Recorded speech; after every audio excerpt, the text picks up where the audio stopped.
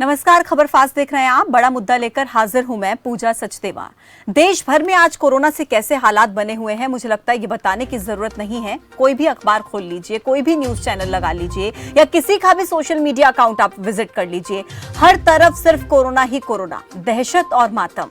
लेकिन इसी बीच देश भर में आज से तीसरे चरण के टीकाकरण की शुरुआत हो चुकी है। लेकिन कई राज्यों का कहना है कि अभी 18+ के लोगों को टीका नहीं लगाया जा सकता, क्योंकि अभी उनके पास पर्याप्त मात्रा में टीका उपलब्ध नहीं है। आज बात हरियाणा प्रदेश की करेंगे, क्योंकि हरियाणा में भी हालात कुछ अच्छे नहीं हैं। आज एक खबर कुरुक्षेत्र से सामने आई, जहां पर टीके की कमी के कारण टीकाकरण अभियान को 2 दिनों के लिए बंद कर दिया गया। अधिकारियों ने कहा कि अभी 2 दिनों के लिए टीकाकरण अभियान को स्थगित कर दिया गया है। सरकारों और प्रशासनिक अधिकारियों के दावों के इतर गुरुग्राम के सेक्टर 56 स्थित एक अस्पताल में ऑक्सीजन की कमी होने की वजह से 6 मरीजों की मौत हो गई। इससे पहले गुरुग्राम और रेवाड़ी के अस्पतालों में दर्जन भर लोगों की ऑक्सीजन की कमी की वजह से मौत हुई है। गुरुग्राम जिले के अस्पताल से शव निकलते दिखते हैं और ऑक्सीजन की सप्लाई होने के दावे होते हैं। हरियाणा के हिसार के एक अस्पताल में ऑक्सीजन की कमी की वजह से 5 मरीजों ने दम तोड़ दिया। परिजन परेशान हो रहे हैं, घबरा रहे हैं। दिल्ली, महाराष्ट्र के हालात देखकर चिंता जायज भी है। ऐसे में सवाल उठना लाजमी है कि क्या दूसरे राज्यों से सबक नहीं ले रहे हैं हम? हमारी तैयारियों में कमी क्यों है? ये सबसे बड़े सवाल है। सबसे पहले ग्राफिक्स के जरिए आपको मैं कुछ आंकड़े दिखाते हैं, उसके करेंगे। बीते 24 घंटों में महाराष्ट्र में 62,000 से ज्यादा मामले सामने आए हैं। इसके अलावा कर्नाटक में 48,000 से ज्यादा केसेस सामने आए हैं। केरल में 37,000 से ज्यादा मामले मिले हैं। यूपी में 34,626 कोरोना के नए मरीज बीते 24 घंटों में। दिल्ली में देख लीजिए 27,000 से ज्यादा मामले। तो हालात बद से बदतर होते जा रहे हैं। हरियाणा में भी इसी तरीके के हालात हैं। गुरुग्राम में 4,000 से ज्यादा मामले, अंबाला में 415, करनाल में 883, पानीपत में 526, रोहतक में 370, रेवाड़ी में 259, पंचकुला में 324 केसेस नए। और टोटल नए केसेस की अगर बात की जाए तो 13,833 नए मामले बीते 24 घंटों में हरियाणा में सामने आए हैं। लगभग 100 लोगों की मौत हो गई है। पलवल में 150 मामले नए सामने आए। अलग अलग जिलों के हालात आप अपने टेलीविजन स्क्रीन पर देख रहे हैं। इसी हालात को देखते हुए 9 जिलों में वीकेंड लॉकडाउन का भी ऐलान किया गया। 30 अप्रैल को रात 10 बजे से लेकर के 3 मई सुबह 5 बजे तक लॉकडाउन का ऐलान। गुरुग्राम, फरीदाबाद, पंचकुला, सोनीपत, ये वो जिलों के नाम मैं आपको बता रही हूं जहां पर हरियाणा सरकार ने वीकेंड लॉकडाउन का ऐलान किया है। रोहतक, करनाल भी उनमें से एक हैं। 9 जिले ऐसे जहां पर कोरोना का कहर बहुत ज्यादा है, वहां पर वीकेंड लॉकडाउन का ऐलान किया गया है। हिसार, सिरसा में भी वीकेंड लॉकडाउन रहेगा। फतेहाबाद में भी वीकेंड लॉकडाउन का ऐलान किया गया है। लॉकडाउन का ऐलान किया गया, लेकिन जो खबरें मिल रही हैं ऑक्सीजन की कमी को लेकर, बेड्स की कमी को लेकर, उस कमी को कौन दूर करेगा, वो कमी कैसे दूर होगी, कैसे लोगों की जान को बचाया जा सकता है, आज इसी पर हम चर्चा करेंगे। 3 मेहमान मेरे साथ जुड़े हैं। बीजेपी के प्रवक्ता हैं संजय आहूजा, अजय सिंगला हैं कांग्रेस के प्रवक्ता, हेल्थ एक्सपर्ट डॉक्टर विनय गुप्ता भी मेरे साथ जुड़े हुए हैं। तीनों मेहमानों का बहुत बहुत स्वागत है। संजय जी, आंकड़े आपको मैंने दिखा दिए किस तरीके से लगातार मामले हरियाणा में भी बढ़ रहे हैं, लेकिन प्रशासन ये दावे करता है कि हरियाणा में ना तो ऑक्सीजन की कमी है, ना बेड्स की कमी है। गुरुग्राम में 6 मरीजों की मौत हो गई सर, ऑक्सीजन की कमी की वजह से। हिसार में भी 5 लोगों की जान चली गई एक प्राइवेट हॉस्पिटल में। देखिए पूजा से निश्चित तौर पर जो दावे किए जा रहे हैं वो सत्ता है कि ना तो ऑक्सीजन की कमी है, ना वैक्सीनेशन की कमी। समय पर नहीं पहुंच पा रही, अचानक से इतने मरीज बढ़ रहे हैं। लोगों को पहले से ही इस चीज के लिए पिछली जो पहली जो स्थिति आई थी कोरोना की, तो उसमें कहा गया था कि दूसरी जो इसकी कोरोना महामारी की जो दूसरी पारी आएगी तो इसको बहुत हमें इसकी सेफ्टी रखनी होगी। लेकिन हम बहुत ही ओपन हो गए थे, जिसका खमियाजा हमें आज भुगतना पड़ा है। और ये आपको बता दूं कि किसकी जिम्मेवारी है, ये पूरी की पूरी सरकार की जिम्मेवारी होती है कि हम इससे पूरी अच्छी तरह से निपटे। और हम इसको अच्छी तरह से निपटने की पूरी वो कोशिश कर रहे हैं कि किसी की जान, किसी की भी कोई हताहत ना हो ऑक्सीजन की वजह से, ना कि दवाई की वजह से। लेकिन संजय जी, केंद्र सरकार की भी जिम्मेदारी है, राज्य सरकारों की भी जिम्मेदारी है, लेकिन क्या बेहतरीन तरीके से जिम्मेदारी निभाई जा रही है? क्योंकि आप पड़ोसी राज्यों में देख लीजिए किस तरीके के हालात हैं। क्या हम उनसे सबक नहीं ले सकते? देखिए, यहाँ हम पड़ोसी राज्य की बात नहीं करें, हम देशवासी की बात करें। हर देशवासी की चिंताजनक जो ये भयानक मौतें हो रही हैं, ये बहुत दुखद है। इसमें कोई पड़ोसी देश नहीं है, कोई कांग्रेस या बीजेपी शासित प्रदेश नहीं है। ये देशवासी की जान माल की सुरक्षा की बात हो बिल्कुल रही है। बिल्कुल संजय और जी, यहाँ- लेकिन यहाँ ये केंद्र की सरकार- एग्जाम्पल केंद्र की मैंने सरकार- आपको इसीलिए जोड़ा है, ये एग्जाम्पल इसलिए जोड़ा है क्योंकि राजधानी दिल्ली में, मैं इस वक्त दिल्ली में हूँ, हालात यहाँ पर किस तरीके के हैं आप लोग सब समझते हैं। ऑक्सीजन की कमी की वजह से हर रोज लोग मर रहे हैं। तो ऐसे में क्या राज्य सरकारों को ये देखने की जरूरत नहीं है कि दिल्ली में अभी जिस तरीके की सिचुएशन बनी हुई है, क्योंकि राज्य सरकारों की प्रायोरिटी है अपना अपना राज्य। निश्चित तौर पर सभी राज्य सरकारों को इसकी चिंता करनी चाहिए कि किसी भी देशवासी की जान ऑक्सीजन से या बेड की वजह से नहीं जानी चाहिए। ये प्रत्येक प्रदेश के हर एक राज्य की सरकार की जिम्मेवारी बनती है। ठीक है, अजय जी क्या कहेंगे? पूजा, प्रवक्ता साहब ने बड़ी सफाई से कह दिया किसी चीज की कमी। अभी आपने बताया कुरुक्षेत्र में वैक्सीनेशन शुरू नहीं हो पाई। आपकी बात सुनने के बाद भी इस चैनल पे बैठ के आज के दिन झूठ बोल रहे हैं। मैं कालका पिंजौर को रिप्रेजेंट करता हूँ, कालका पिंजौर से आता हूँ। वैक्सीनेशन नहीं है वहाँ पर, वैक्सीन नहीं है वहाँ पर। आप सुन लीजिए, आप बहुत झूठ बोल रहे हैं। प्लीज सर, एक एक करके सर। ठीक है संजय जी, आती हूँ मैं आपके पास। एक बार उन्हें अपनी बात रखने दीजिए। संजय जी आऊंगी आपके पास। अजय जी पहले बोले। संजय जी मैं आ रही हूँ आपके पास, एक बार उन्हें अपनी बात तो रखने दीजिए। अजय जी बोलिए। टिप्पणी की है पूजा जी, बोलिए। सरकार, हाई कोर्ट ने सरकार भारत के नागरिकों की मौलिक रक्षा करने में नाकामयाब हुई है। कांग्रेस नहीं कह रही। आप यहाँ पर राष्ट्रीय भाषण दे रहे हैं, आप कह रहे हैं किसी चीज की कमी नहीं है। मैं बताता हूँ आपको किस किस चीज की कमी है। सच्चाई, 5 die in Hisar hospital due to lack of oxygen. Hindu. 4 patients die in Haryana due to lack of oxygen. 8 die in Haryana hospital due to oxygen shortage. आप कह रहे कमी नहीं है? शर्म आनी चाहिए इसको ये बातें बोलते हुए। कमी नहीं है। लाइनें लगा दी आपने लाशों की, आपकी व्यवस्था ने, आपके नीतियों ने, आपकी सरकार किसने। आप कहते हैं कभी नहीं है। 6 दिन से अस्पताल में हूँ क्योंकि मेरे फादर कोविड पॉजिटिव है। हमें 22 कराए हूँ। जाके देखिए सेक्टर 6 का अस्पताल, वहां पर मास्क नहीं है, ग्लव्स नहीं है। आप कहते हैं कमी नहीं है। मैं बताएं संजय जी। मैं कहता हूँ जनता आपको बख्शेगी नहीं आपके ठीक है। को। अजय जी जवाब ले लेते हैं संजय जी से। संजय जी बताएं। देखिए, हम ओवर कॉन्फिडेंस हम इस महामारी में इस महामारी में अगर सबको साथ मिलकर चलना है, ना कि आरोप प्रत्यारोप करने हैं। लेकिन संजय जी प्लीज एक एक करके सर, एक एक करके बात करेंगे सर प्लीज। सर जनता सुन रही है आपको, हरियाणा प्रदेश के लोग आपको सुन रहे हैं, वो जानना चाहते हैं हरियाणा में कितनी तैयारी। आप एक एक करके बात रखिए ना प्लीज सर। सर एक एक करके बात रखिए प्लीज। कोई मर जाए कोई बात नहीं, ऑक्सीजन की कमी से कोई मर जाए, लाने से हमारे हिंदुस्तान। देखिए अजय जी, कोरोना की वजह से जान जाए या ऑक्सीजन की वजह से जान जाए, जान किसी की नहीं जानी चाहिए। प्लीज एक एक करके बात रखेंगे। मेरी रिक्वेस्ट है आप दोनों से। हरियाणा प्रदेश के लोग आपको देख रहे हैं, जानना चाहते हैं हरियाणा में क्या स्थिति है। आप ऐसे एक दूसरे के साथ लड़ेंगे तो मुझे लगता है कुछ समझ नहीं आएगा। प्लीज तू मैं सर आराम से एक एक करके बात करेंगे प्लीज। मैं डॉक्टर विनय के पास जाऊंगी, उसके बाद संजय जी से मैं सवाल लेती हूँ। डॉक्टर विनय, अभी की परिस्थितियां हरियाणा प्रदेश में जिस तरीके की बनी हुई हैं, क्योंकि लगातार कहा जा रहा है कि हरियाणा में अभी तक बेड्स की कमी नहीं है, ऑक्सीजन की कमी नहीं है, पर हालात हम देख रहे हैं। गुरुग्राम की बात कर लें, फरीदाबाद की बात कर लें, अच्छा इधर रेवाड़ी की बात कर लीजिए, हिसार में लोगों की जान ऑक्सीजन की कमी की वजह से गई है। और इसलिए मैंने पहला सवाल उनसे किया संजय जी से कि क्या हमें जो पड़ोसी राज्य हैं उनकी स्थिति देखकर तो हमें समझ लेना चाहिए कि कैसे हम लोग और तैयार हो सकते हैं, कैसे अपने प्रदेश के लोगों को बचा सकते हैं।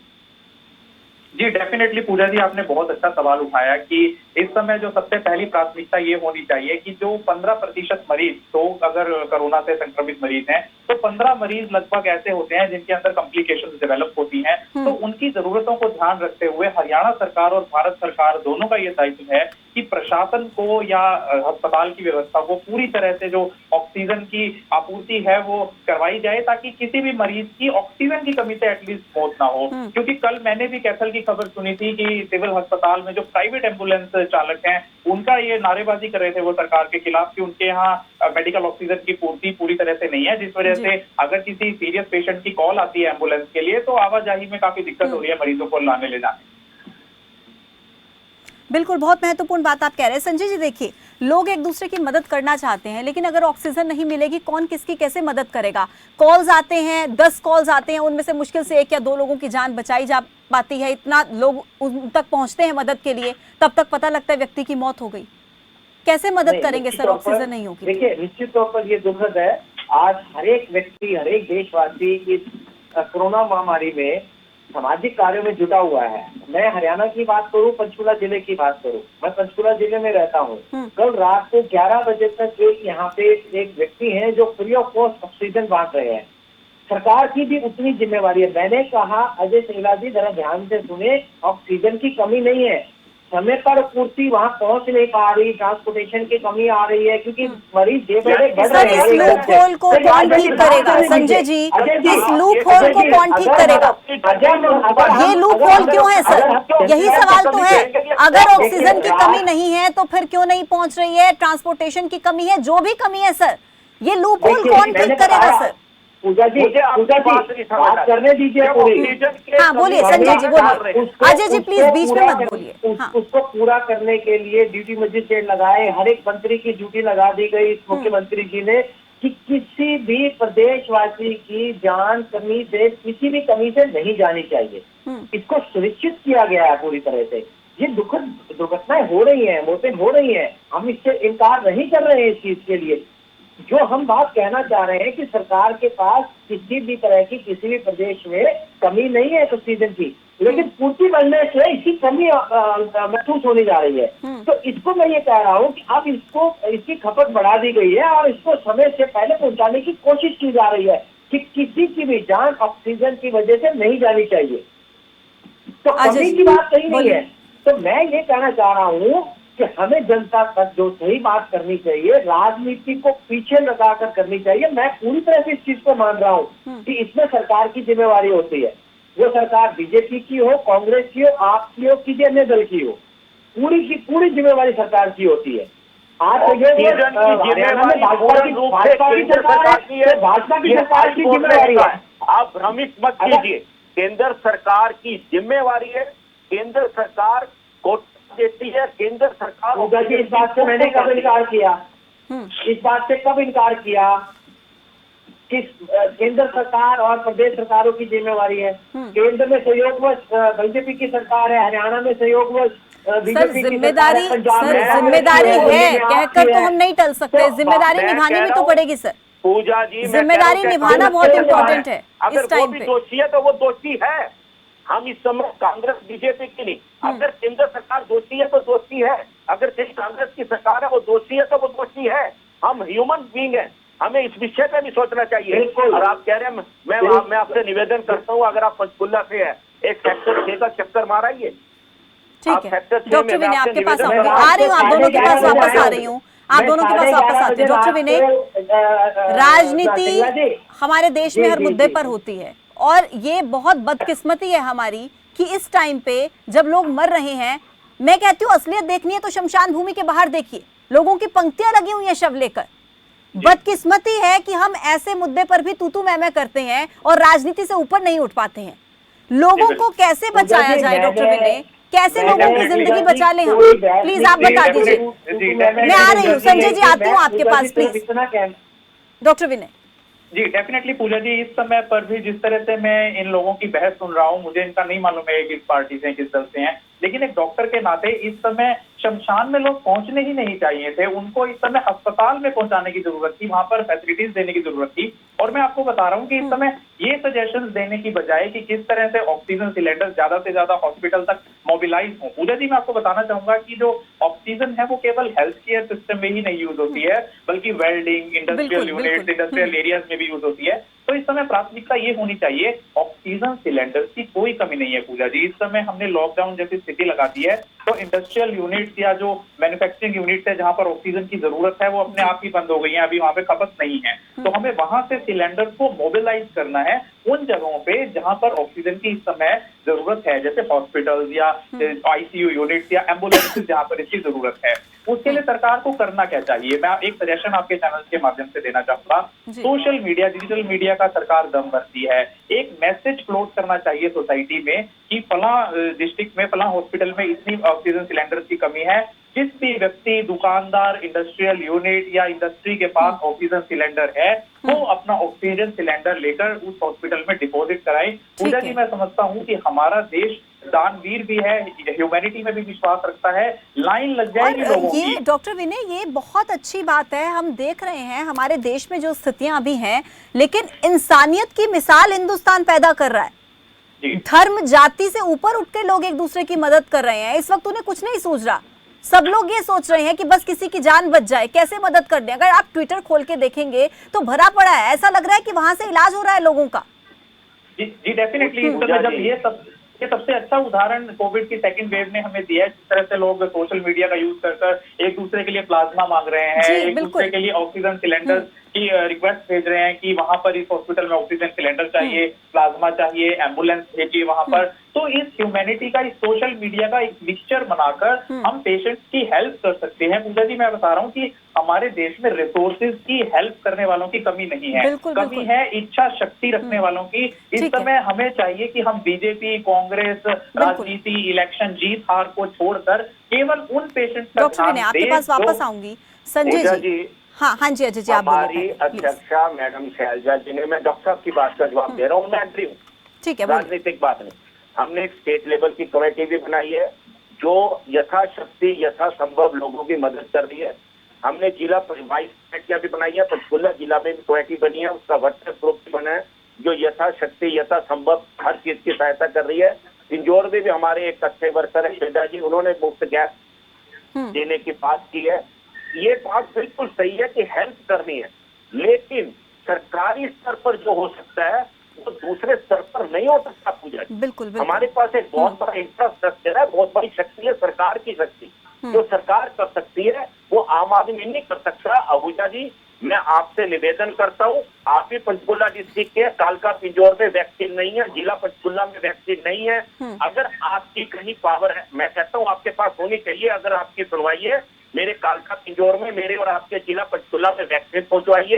मैं सेक्टर 6 की आपसे रिक्वेस्ट कर रहा हूँ, चक्कर मारिए, व्यवस्था संजय जी, अभी टीवी चैनल के माध्यम से अजय जी बोल रहे हैं कि पंचकुला में वैक्सीन नहीं है, वहां पर उन्हें वैक्सीन उपलब्ध कराई जाए।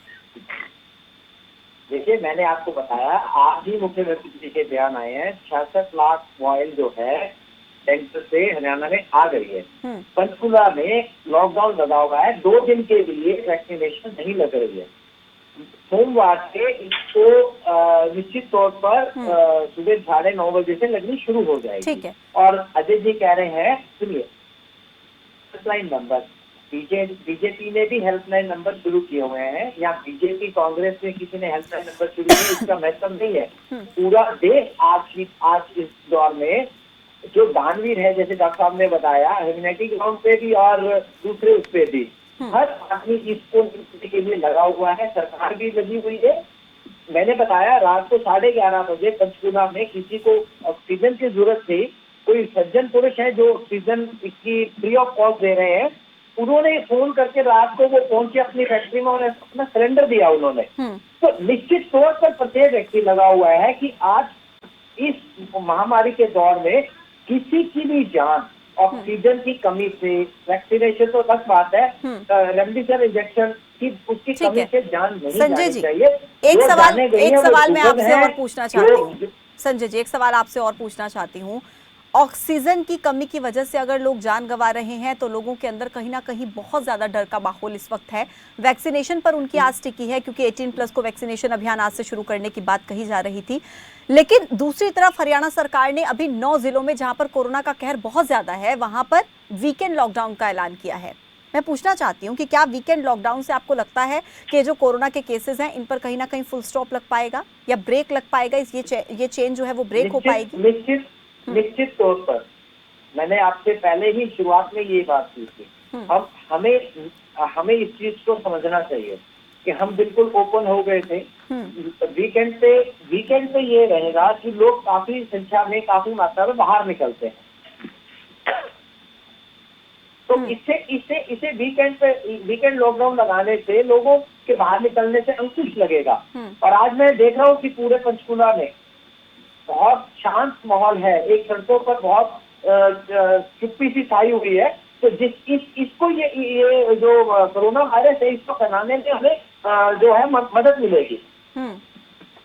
ठीक है, तो इसमें लॉकडाउन लगाना एक सरकार की डॉक्टर मजबूरी विनय, हो गई है। एक तरफ सरकार अगर बेड्स की संख्या बढ़ाती है तो हमें ये सोचना पड़ेगा, क्योंकि स्थिति ऐसी है, कोरोना मरीजों की संख्या भी तो सर बढ़ती जा रही है ना। अब इस चेन को कहीं ना कहीं ब्रेक करना है। की संख्या रोकने के लिए ही तो कह रहा हूँ। सर संजय जी मेरा सवाल डॉक्टर विनय से है। संजय जी प्लीज, संजय जी मेरा सवाल सुन लीजिए। मेरा सवाल डॉक्टर विनय से है। मैं डॉक्टर होने के नाते उनसे जानकारी लेना चाहती हूँ, समझना चाहती हूँ कि कैसे हम ब्रेक कर सकते हैं चेन को। डॉक्टर विनय, इस चेन को कहीं ना कहीं ब्रेक करना पड़ेगा। क्या लॉकडाउन से चेन ब्रेक हो सकती है? लॉकडाउन इस चेन पर फुल स्टॉप लगा सकता है? क्या लगता है आपको डॉक्टर विनय? पूजा जी, एक्सप्लेनेटरी पूरा डिटेल जवाब आपके सवाल का देना चाहूंगा। बहुत अच्छा सवाल है आपका ये। किसी भी बीमारी को किसी देश से खत्म करने के लिए दो तरीके होते हैं। First preventive, second treatment. यानी प्रिवेंटिव वो जो लॉकडाउन के जरिए मास्क लगाने के लिए अपील करने के जरिए, सैनिटाइजर का यूज करने के लिए 2 गज की दूरी में, वो प्रिवेंटिव है कि हाँ आप प्रिवेंट कीजिए ताकि चेन टूटे। सेकंड पार्ट होता है कि all those who are already infected, जिनको इन्फेक्शन हो चुका है। सपोज कीजिए पूजा जी, हमारे पास 1 लाख पेशेंट इस समय एक्टिव केसेस है, जबकि बहुत ज्यादा है। मैं एग्जांपल लेकर चलूं, अगर हम 10% को भी कॉम्प्लिकेशंस मानकर चलते हैं तो क्या 1 लाख का 10%, 10,000 ICU beds are available in our country और इन अवर स्टेट और इन डिस्ट्रिक्ट। तो दीज थिंग्स, ये जो चीजें हैं, इन चीजों को देखने की बहुत ज्यादा जरूरत है कि आप जनता को और सरकार को दोनों को साथ मिलकर ही लड़ाई में लड़ना है। सरकार कैसे लड़ेगी? एक अच्छा इंफ्रास्ट्रक्चर देकर। और इसका इफेक्ट पूजा जी जनता पर भी साइकोलॉजिकली होता है, क्योंकि immune system is directly related to our psychology. अगर जनता में ये पॉजिटिव मैसेज जाएगा कि हाँ हमारी सरकार के पास पर्याप्त हेल्थ फैसिलिटीज है, और ये खबरें आनी बंद हो जाएंगी ना कि ऑक्सीजन की वजह से वहां की फलाना डेथ हो गई, तो साइकोलॉजिकली वैसे ही हमारी जनता स्ट्रांग हो जाएगी और वो कहेगी हाँ हम होने ही नहीं देंगे ताकि वहां तक पहुंचे ही ना व्यक्ति, अस्पताल के ICU तक पहुंचे ही ना। तो दोनों को इक्वल रिस्पॉन्सिबिलिटी यहाँ पर निभानी होगी, चाहे जनता हो या सरकार हो। जहां तक आपने कहा चेन ब्रेक करने की, तो चेन ब्रेक तभी होगी जब जो प्रिवेंटिव मेजर सरकार, लॉकडाउन तो पूजा जी 3 महीने 4 महीने पहले भी रहा 2020 में, हम चेन ब्रेक करने में बिल्कुल सफल रहे। लेकिन उस दौरान जो तैयारियां करनी चाहिए थी, जो अब कोविड-2 का सेकंड स्ट्रेन जिस तरह से और संक्रमण और घातक हो चुका है, तो आज शायद चेन ब्रेक करने में वो मेडिकल हेल्थ केयर फैसिलिटीज भी हेल्पफुल होती। थर्ड, मैं आपको एक सजेशन और देना चाहूंगा पूजा जी आपके शो के माध्यम से। हमारे देश में BAMS, BDS, BHMS और इतने मेडिकल ग्रेजुएट्स, नर्सिंग ग्रेजुएट्स अभी अनएम्प्लॉयड हैं, जिनकी हेल्प हम कोरोना वॉरियर्स के तौर पर ले सकते हैं। तुरंत सरकार को एक नोटिफिकेशन जारी करना चाहिए कि आप सभी को कोरोना वॉरियर, जैसे जब युद्ध की स्थिति में क्या होता है कि हम ज्यादा संख्या में कहते हैं कि आइए आर्मी में भर्ती होइए, हमें युद्ध लड़ना है, तो उसी तरह से कोरोना वॉरियर्स यानी हेल्थ जो वर्कर्स हैं उनका आह्वान करना चाहिए। उनको एम्प्लॉयमेंट भी मिलेगा, वो तन मन से अपना सेवा भी करेंगे कोरोना मरीजों की। ये बहुत महत्वपूर्ण बात है और संजय जी से इसका जवाब मैं लूंगी, लेकिन डॉक्टर विनय, एक और सवाल महत्वपूर्ण जो भी मेरे जहन में आ रहा है, मैं आपसे पूछना चाहती हूँ। हम देखते हैं कि इस सीजन में डेंगू मलेरिया की बीमारी भी बहुत ज्यादा होती है, लोग बहुत ज्यादा उसकी वजह से भी अपनी जान गंवाते हैं, लेकिन कोविड काल में कहीं ना कहीं जो मौतें हो रही हैं सबसे ज्यादा देखा जा रहा है कि कोरोना की वजह से हो रही हैं। कहीं ऐसा तो नहीं कि कोरोना की वजह से हम डेंगू मलेरिया इन बीमारियों को हल्के में ले रहे हैं और लोग इस वजह से भी ज्यादा बीमार हो रहे हैं? ये बहुत अच्छा सवाल आपने किया पूजा जी, क्योंकि ये जो सीजन है इस समय आने वाले, जब रेनी सीजन, बरसाती मौसम जब आएगा, तो मलेरिया, डेंगू या अन्य प्रकार की बीमारियां जैसे जैपनीज एन्सेफेलाइटिस, एपेंडिसाइटिस और मेनिंजाइटिस जैसी बीमारियां होंगी। तो ऐसे में दोनों के लक्षण सेम है, बुखार आना या फिर थकावट होना, जोड़ों में दर्द होना। तो कहीं ऐसा ना हो कि कोरोना के शक के चलते जो दूसरी बीमारियों के मरीज हैं उनको भी सही स्वास्थ्य सेवाएं ना मिल पाए। इसलिए जल्दी सरकार को समय रहते इस बारे ये सूचना जो है देनी चाहिए जनता को कि यदि कोई भी लक्षण आता है तो इसे कोरोना ना मानकर पहले उसका कंफर्मेटरी टेस्ट करवाए, वरना ऐसा ना हो कि जो कई बार मैंने अभी सुना कि वो मरीज जाता है किसी और बीमारी के लक्षण लेकर कि मुझे बुखार है, खांसी है, सर्दी है, और उसको कोरोना का मरीज समझ के आइसोलेशन कर दिया जाता है और वो इसी डर में मर जाता है कि मुझे तो कोरोना है, या फिर उसे उस बीमारी का इलाज भी नहीं मिल पाता। जो बिल्कुल, ये पैनिक सिचुएशन क्रिएट हुई है, कहीं ना कहीं इसको ठीक करना पड़ेगा, क्योंकि लोग बहुत ज्यादा घबराए हुए हैं इस वक्त, बहुत ज्यादा डर रहे हैं। अच्छा संजय जी, आप भी मुझे लगता है इस बात से अग्री करेंगे, पहले जब स्टार्टिंग में जनवरी के मंथ में स्टार्ट किया गया था वैक्सीनेशन अभियान, उस वक्त पर लोगों के मन में डर था, लोग डर रहे थे कि वैक्सीन लें या ना लें, कहीं ना कहीं चिंतित थे कि कोई ना कोई साइड इफेक्ट इससे हो सकता है। लेकिन अब आप देखिए, लोग रजिस्ट्रेशन भी करा रहे हैं, वैक्सीनेशन सेंटर्स पे लोगों की भीड़ होती है।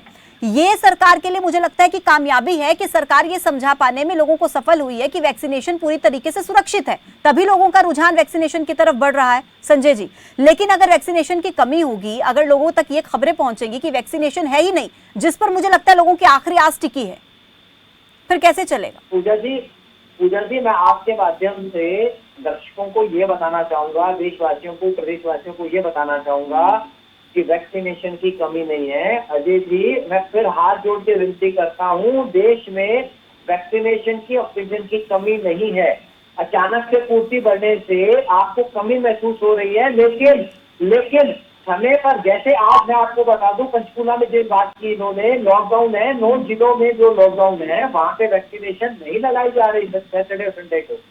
और मैं आपसे जो अभी डॉक्टर साहब ने कहा, health corona warriors, health minister Anil Vij ने इसकी नोटिफिकेशन निकाल दी है कि हम उनकी सेवाएं लेने जा रहे हैं, जल्द से जल्द उनकी सेवाएं लेने जा रहे हैं। संजय जी, मैं सॉरी आपको बीच में इंटरप्ट कर रही हूँ, आप बार बार कह रहे हैं ऑक्सीजन की कमी नहीं है, बेड्स की कमी नहीं है। संजय जी प्लीज एक मिनट, अजय जी मैं आखिरी कमेंट आपसे ही लूंगी प्लीज। अजय जी घमंड की बात है। अजय जी मैं आखिरी कमेंट आपसे ही लूंगी, लेकिन मुझे सवाल करने दीजिए संजय जी से। संजय जी, अगर ऑक्सीजन की कमी नहीं है, अगर बेड्स की कमी नहीं है, जनता को इससे मुझे लगता है कोई मतलब नहीं है। जिसके घर का इंसान उसके सामने तड़प तड़प कर ऑक्सीजन की कमी की वजह से मर जाए, और ऑक्सीजन अगर सरकार के पास हो, वो क्या करेगा? ऑक्सीजन लोगों तक पहुंचे, बेड्स लोगों को उपलब्ध हो, वैक्सीनेशन लोगों को मिले, ये सुनिश्चित कीजिए सर। किया जा रहा है कि समय, अगर हमारे पास कमी नहीं है तो समय पर पहुंचनी चाहिए, उसी को सुनिश्चित किया जा रहा है। मैं उसी पे बात कर रहा हूँ। अजय जी बोलिए। पूजा जी, मैं बिल्कुल ठीक बीच आ गया था, मैं फिर तनाव में आ गया। क्या आज के दिन जब लाइनें लगी है शमशानों में, अस्पतालों में, हम इसके लिए यहाँ पे करें कि कमी नहीं है? क्या आत्महत्या कर रहे हैं लोग? जो रोज की खबरें आ रही हैं, अभी 12 अस्पताल, चाहे वो दिल्ली में 8 आदमी मर गए। आप कहते, मैं कहता हूँ कुछ तो संवेदनशील बनिए मेरे दोस्त, हम लोग ह्यूमन बीइंग्स भी हैं। सर मेरे पास समय की कमी है, माफी के साथ आपको रोकना चाहूंगी। आप तीनों का बहुत बहुत शुक्रिया मेरे साथ जुड़ने के लिए, तमाम सवालों के जवाब देने के लिए। तो देखिए, एक तरफ लोग महामारी में जीने को और तड़पने को मजबूर हैं, जीना भी है, अपनों की सुरक्षा भी करनी है, लेकिन सरकार दूसरी तरफ ये दावे करती है कि ऑक्सीजन की कोई कमी नहीं है, बेड्स की कोई कमी नहीं है, दवाओं की कोई कमी नहीं है। लेकिन शमशान भूमि में जलते शव इस बात की गवाही दे रहे हैं कि कितनी कमी है और कितने तैयार हैं हम। इसलिए आप प्लीज अपना और अपने परिवार का ख्याल रखिए। बड़ा मुद्दा में मेरे साथ अभी के लिए फिलहाल इतना ही। अपडेट्स के लिए आप जुड़े रहिए खबर फास्ट के साथ। नमस्कार।